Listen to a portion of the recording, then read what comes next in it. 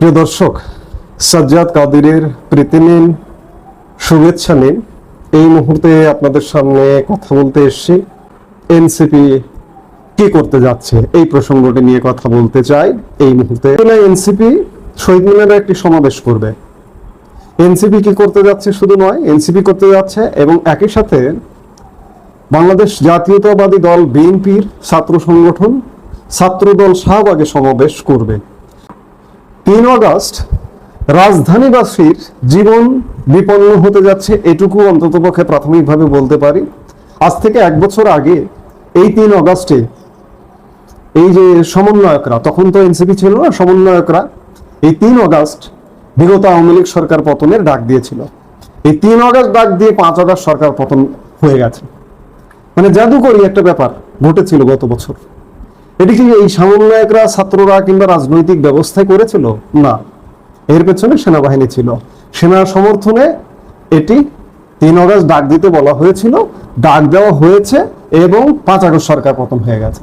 এটি ছাত্রদের, সমন্বয়কদের কিংবা বিভিন্ন রাজনৈতিক দলের যে একটা বিশাল জাদুকরী ঘটনা তা কিন্তু নয়, এটি সেনা সমর্থনে এবং পূর্ব থেকে এখানে আরো অনেক কিছু মিলিয়ে গত বছর সরকারের পতন ঘটেছিল। কিন্তু এবছর 3 আগস্ট রাজধানীবাসীর জীবন বিপন্ন হতে যাচ্ছে। এনসিপি 3 আগস্ট আগামীকাল কি করতে চাইছে সেটি নিয়ে আজকে ইতিমধ্যে একটি সংবাদ সম্মেলন করেছে। আজকে দিনের এক ভাগে এনসিপি জুলাই সনদ অঙ্গীকার নামা নামে একটি 1 পৃষ্ঠার একটি কাগজে বেরিয়েছে, বিভিন্ন জায়গায় ওয়ালে ওয়ালে, মানুষের ওয়ালে ওয়ালে ঘুরে বেড়াচ্ছে। পরবর্তীতে এনসিপি তাদের পোস্টে নিজেরাই এটিকে ফেক বলে দাবি করেছে। এই অঙ্গীকার নামা, জুলাই সনদ অঙ্গীকার নামায় এমন কিছু দাবি দেওয়া আমরা দেখলাম যা বাংলাদেশ বিরোধী, বাংলাদেশের স্বাধীনতা বিরোধী, বাংলাদেশের মুক্তিযুদ্ধ বিরোধী। তারা বলছে এটিকে ফেক। এটি আসলেই কি ফেক, নাকি এটি তাদের পক্ষ থেকে প্রকাশ করা হয়েছিল? পরে যখন তারা মানুষের ওয়ালে ওয়ালে যখন এটি ঘুরছে, যখন দেখছে যে এটি মানুষ গ্রহণ করছে না, মানুষ এটির বিরুদ্ধে দাঁড়িয়েছে, তখন কি তারা এটিকে ফেক একটা সেল মেরে তাদের ফেসবুক পেজে প্রকাশ করলো?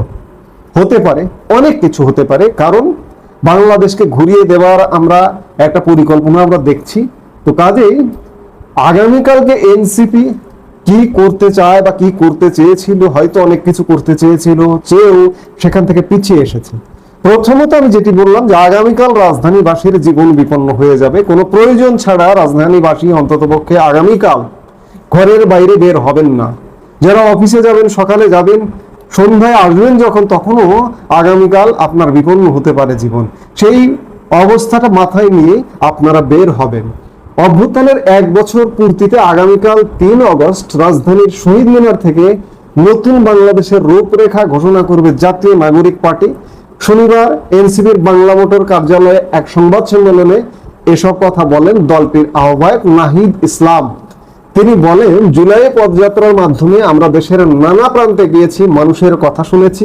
সেই অভিজ্ঞতার ভিত্তিতে আগামীর বাংলাদেশের রূপরেখা ঘোষণা করা হবে।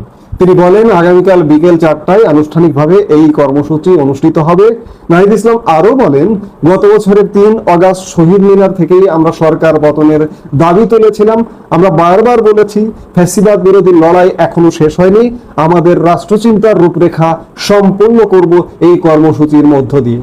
জুলাই সনদ প্রসঙ্গে তিনি বলেন, সনদের খসড়া আমরা দিয়েছি, সরকারও তাদের খসড়া তৈরি করেছেন বলে জেনেছি। তবে জুলাই সনদের আইনি ভিত্তি থাকতে হবে। আমরা চাই 5 আগস্টের মধ্যেই সরকার জুলাই সনদ ঘোষণা করুক। নাহিদ ইসলাম আরো বলেন, ঐক্যমত্য কমিশন এখনো বাস্তবায়ন পদ্ধতি স্পষ্ট করেনি। আমরা সংস্কারের ভবিষ্যৎ পরবর্তী সংসদের হাতে ছেড়ে দেব না। এই সরকারের সময় থেকেই কার্যকর করতে হবে। চাকরি ও তরুণদের প্রত্যাশা প্রসঙ্গে তিনি বলেন, জুলাই অভ্যুত্থানের তরুণদের যে আকাঙ্ক্ষা ছিল তা সরকার বাস্তবায়ন করতে ব্যর্থ হয়েছে। আগামীকাল আমরা তরুণদের কর্মসংস্থান ও ভবিষ্যৎ পরিকল্পনা তুলে ধরব। যাই হোক, সংবাদ সম্মেলন করে এনসিপির আহ্বায়ক বলেছেন অনেক কিছু, চাকরি বাকরি থেকে শুরু করে, ভবিষ্যৎ কর্ম পরিকল্পনা থেকে শুরু করে, জুলাই সনদ থেকে শুরু করে। এক কথাই যদি বলি, আগামীকালও কিচ্ছু হবে না। খাঁটি বাংলায় বলি যে কিচ্ছু হবে না। বহুত দেখেছি, কিছু হওয়ার একটা ন্যূনতম আলামত লাগে, আলামত থাকতে হয়, সেই আলামতের কিচ্ছু নেই। এনসিপির গ্রহণযোগ্যতা নাই, একদম জিরো হয়ে গেছে। এনসিপি যদি নির্বাচন করে, বাংলাদেশে যদি একটা নির্বাচন করে, একটা free fair and credible election যদি করে, বাংলাদেশের কোথাও একটি আসনও পাবে না। এনসিপির অবস্থানটা এমন। সেই এনসিপি 3 অগাস্ট নতুন বাংলাদেশের রূপরেখা দেবে। সেই এনসিপি বলেছিল যে সরকার যদি না দেয় তারাই 3 অগাস্ট জুলাই সনদ ঘোষণা করবে। এখন আবার বলছে যে সরকার ঐকমত্য কমিশন 5 আগস্টের মধ্যে করবে এবং এটার আইনি ভিত্তি দিতে হবে, ইত্যাদি ইত্যাদি বিভিন্ন কথা। সবকিছু থেমে গেছে, আর কিছু যে হচ্ছে না, জুলাই সনদ হচ্ছে না, নতুন বাংলাদেশের রূপরেখা হচ্ছে না, এরা এখন হালে পানি পাচ্ছে না। 3 অগাস্ট কিচ্ছু হবে না, বারবার বলছি যে কিচ্ছু হবে না। আগামীকাল বাংলাদেশের, বিশেষ করে রাজধানী ঢাকার মানুষের জনজীবন বিপর্যস্ত হওয়ার একটি দিন, এটি বড় কথা। আগামী কিচ্ছু হবে না, 3 অগাস্টও কিছু হবে না, 5 অগাস্টও কিচ্ছু হবে না, 8 অগাস্টও কিছুই হবে না, কিচ্ছু হবে না। আমি বারবার বলছি কিচ্ছু হবে না, কিছু হতে হবে। দেশ অচল হয়ে যাচ্ছে। দেশের সব শ্রেণী মানুষ, সব শ্রেণী পেশার মানুষের ভাবতে হবে যে দেশ অচল হয়ে গেছে, দেশ এক হায়নার কবলে পড়ে গেছে। এই হায়নার কবল থেকে বাঁচাতে হবে। বর্তমানে রাজনৈতিক দলগুলো ইউনূস সরকারের পক্ষে। বারবার প্রত্যেকটা বৈঠকে ইউনূস সরকার যখনই ডাকে সবাই বলে আসে যে আপনার সাথে আছি। এমন একটা ব্যর্থ সরকারের সাথে থাকে কিভাবে? ইউনূস সরকার ডেকে বলে যে আওয়ামী লীগ আসছে, আপনারা যে এই যে লাফালাফি দাফাদাফি করছেন, আওয়ামী লীগ আসছে, আমাদের কাছে খবর আছে, গোয়েন্দা তথ্য আছে, কাজে আপনারা এক থাকেন, মারামারি করেন না। আর সব এক হয়ে যায়, বিএনপির মতো একটা বড় দল এক হয়ে যায়, কাজে কিচ্ছু হবে না।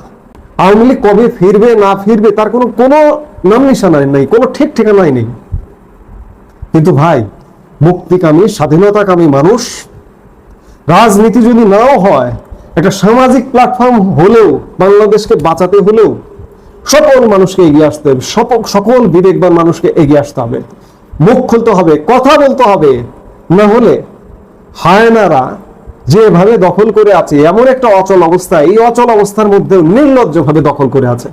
কবে নির্বাচন দেবে, কবে কি হবে, কোনো কিছু ঠিক নেই। ওরা ভাবছে যে যেহেতু কেউ কথা বলছে না, কোনো জায়গা থেকে কোনো সাউন্ড উঠছে না, কোনো প্রতিবাদ হচ্ছে না, আওয়ামী লীগ তো চলে গেছে, আওয়ামী লীগ সহসা আসতে পারবে না।